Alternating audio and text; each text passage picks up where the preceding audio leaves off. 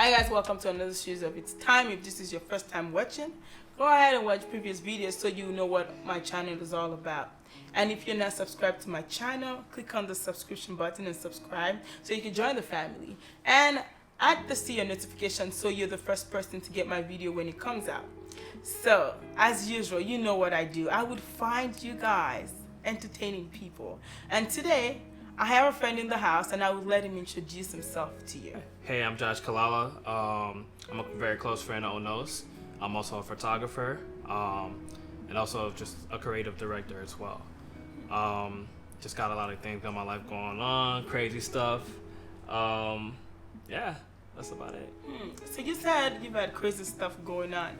Do you mind just telling us a little bit about it? Yeah, family dynamics, especially with my relationship with my dad.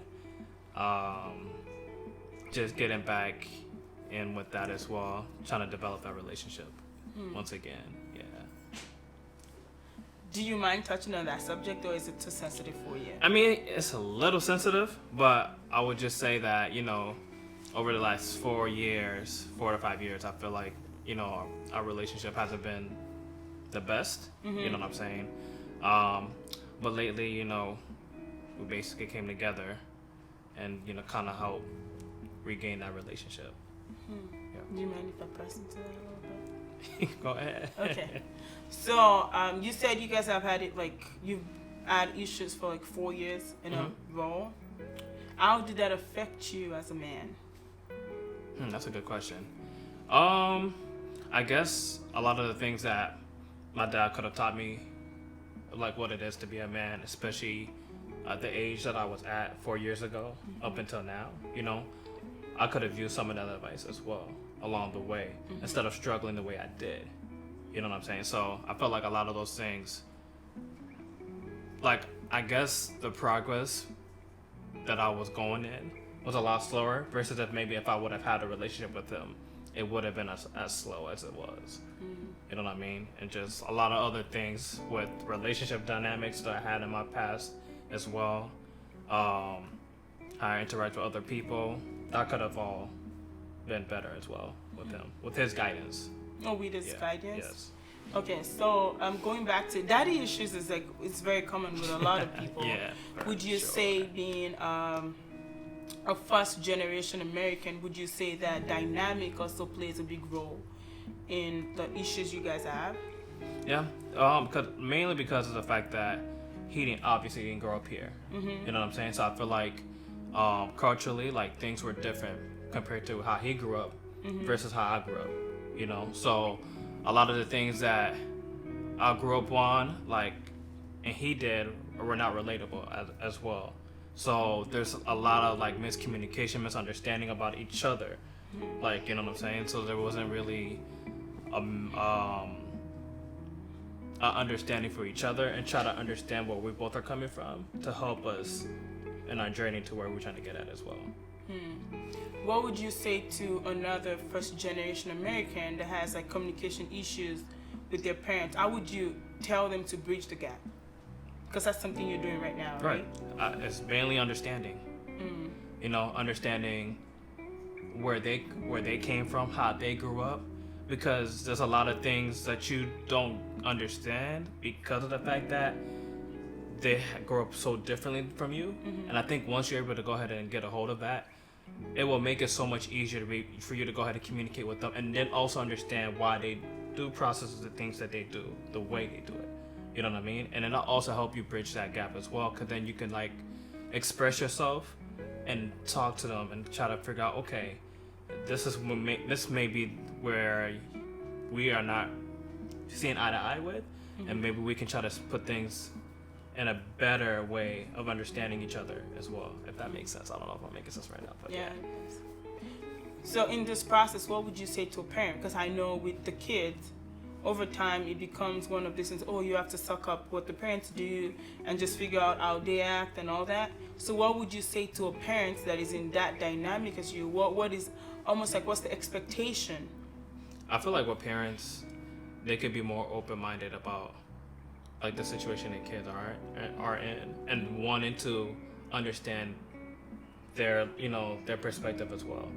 in getting to try to know them. Because I feel like a lot of parents, well, I'll say African parents, don't take the time to really know their kids. You know what I'm saying? And then they wonder why the kids are so different, or they don't know who they are. And it's because they don't really get the time to really get to know who they are, or get to know them personally. You know what I'm saying? So I think that's one of the biggest things that they struggle with. Would you say that code switching is also a problem? Because then the kids have two different personalities. They're different people at home and they're different people outside. Would you say that's also a problem, like in mending the balance? I think that is an issue. I think a lot of African kids want to meet up to their standards and not, like, basically just not disappoint their parents, right? So I think a lot of them do code switch, right? So they act differently at home because I feel like they feel like their parents won't really accept them for who they really are outside of their home. You know what I mean? So they act a certain way at home. And just to also, because I think parents also put a very high standard for their kids as well. So it's like, okay, well, if I don't meet the standards at home, things are going to go wrong at home. So I'd rather just meet their standards at home and then do whatever I want to go ahead and do once I step out of that. You know, so I think that does play a big role in that for sure. How did you deal with that as a person? I was a rebel. I was a bad kid, man. I didn't like people telling me what to do. Yeah, that just wasn't for me. And I just hated a lot of the things that they stood for and a lot of the things that they were I feel like they were just trying to keep me in a box. And I didn't like that. So I broke damn near all the rules at the house. I mean, I know they're not going to say this, but I probably was their worst child. Well, I feel like African parents would tell that to your face. They would tell that to your face, wouldn't they? And going out in the world and functioning, how did that affect you? I think the way it affected me was when I was 19. I basically moved out at that time. And I felt like a lot of the things that they grew up on, right, they weren't able to, like, teach me because it's not related to a lot of the things that the way that I grew up here in this country. So the culture was different. It's different, I'm sorry.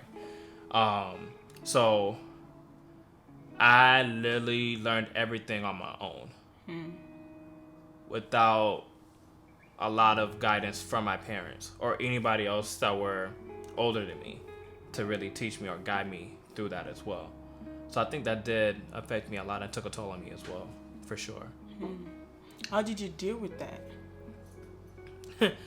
Just going through it and learning as I go, you know. And I made a lot of bad decisions. I made a lot of good decisions, you know. But I also learned from those lessons, those decisions that I made, and there were lessons for sure. And I don't regret making any of the decisions I've made, because it made me into the person that I am today, the man that I am today. And I wouldn't be the man that I am today if I didn't go through those experiences as well. So I think, yeah, they were the best thing that happened to me, for sure. Yeah. What is one thing you would say to your younger self, the one that has now learned any of these lessons now?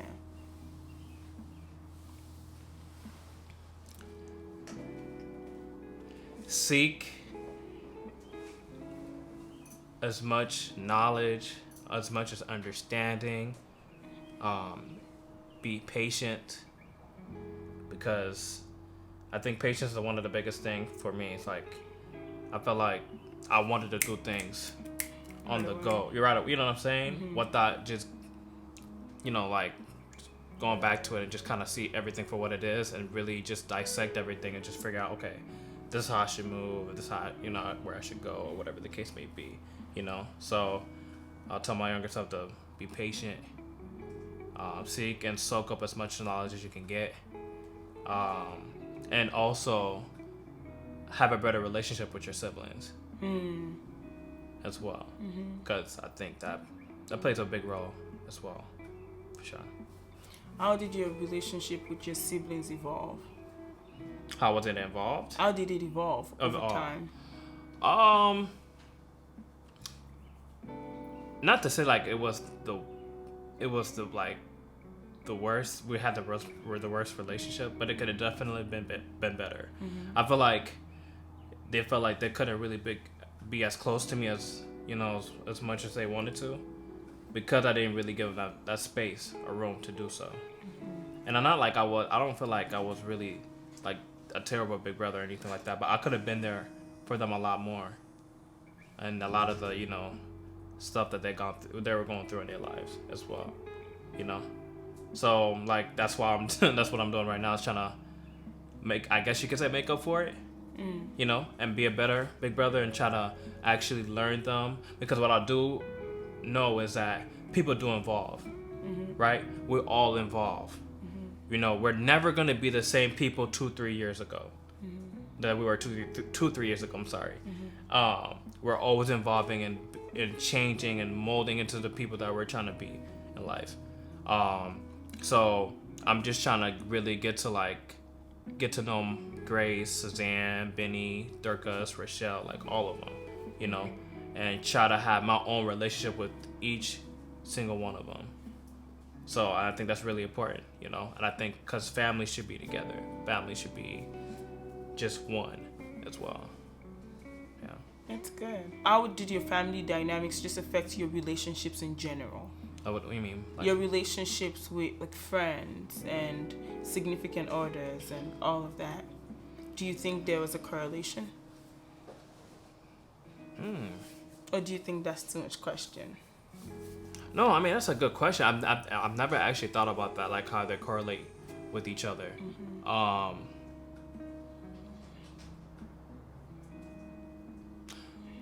would say that with my relationship with my siblings and my family as a whole, one thing I wish I would have done better, was make it a point that if you're going to be close with me, right? If you're going to be in my life, right? Family is what's important to me, right? And I would want you to have a good relationship with my siblings, with my parents, with my cousins, because I'm really close with my cousins as well, because to me, I wouldn't want to be with anybody that can't get along with my family, because then that's too much to handle and have to juggle with and deal with, and that's too much, and I wouldn't want that, you know what I'm saying? So I want somebody that's wants to be close with my family, that want to get to know them, that want their own relationship with them as well, because I like that. Like, I don't know, I think that's really important for sure. And then that means like I could still be close with them as well, so I don't have to distance myself from them, because the whole dynamic between me and that significant other as well, and including my friends as well, the same thing goes with them. So since you didn't have a solid relationship with your family at the time, and you were with somebody, and that's kind of a mix up. Like you would want your significant other to be close to your own family, but you didn't have the best relationship with them. So but I can't blame them. Like, it wasn't really their place to do that. That's my place to go ahead and basically merge those bridges together. But I didn't do. That's why I would say that was my fault. I didn't really do a good job of doing that. You know what I'm saying? Because I'm not gonna say like that significant other didn't want to have a relationship with my parents or my sisters or whatever the case may be. But I didn't really make that happen. You know what I'm saying? Like, I didn't really merge those bridges together. So I would take the blame for that. But then that means that I had to go back to the drawing board and be like, okay, you know what? I need to start developing these relationships and get to know my sisters all over again. Yeah. And my parents too. Yeah. Oh, that's good. So what is one thing you would say to your future self? What was the one thing? I'm sorry. What's one thing you would say to your future self? Yeah, I don't know what I would say to my future self right now. I would just hope that my future self will stay grounded. Would want to still expand and open up more to, siblings, parents, friends, all the loved ones. That's also a caring person, an understanding person, a person that seeks knowledge, a person that wants more for himself as well, and still have a passion to do the things that he loves to do, and keep that fire burning as well. Yeah. That's really good. It looks like you've been through a lot. So at this point, I would ask you that question, the one I love to ask everybody. Mm-hmm. What does its time mean to you at this moment? It's valuable. Time is valuable. I think every second, every minute counts. And I feel like if you need to go ahead and use it to the best of your ability as well. And I feel like if you don't do that, like, how do you expect yourself to grow and prosper to the person that you want to be in the future? You know what I mean? So I think that's what I think time right now, as we speak, that's what it means for me as we speak in my life. Yeah, for sure. That's really good. I liked your answer. Time is valuable. You do? You think it's dope? Yeah. It's always good. It's always good. There's never a wrong answer. There's never a bad answer. For sure. Yeah, and I don't know. I think people should really reevaluate themselves as well and ask themselves that same question. Because I think a lot of people think we have so much time to do whatever we want to do, but we honestly don't. You know what I'm saying? And I think that's part of the reason why, that pushed me into like having that relationship or trying to regain that relationship with my pops, and with my siblings, because you never know. Your time might be up. So that's why it's valuable to me, for sure. That's really good. I really like that.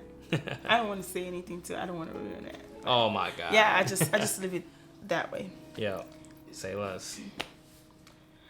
So at the end of my videos, you can ask me just one question, a random question. You know me, and you know what a few of my viewers might want to know about me.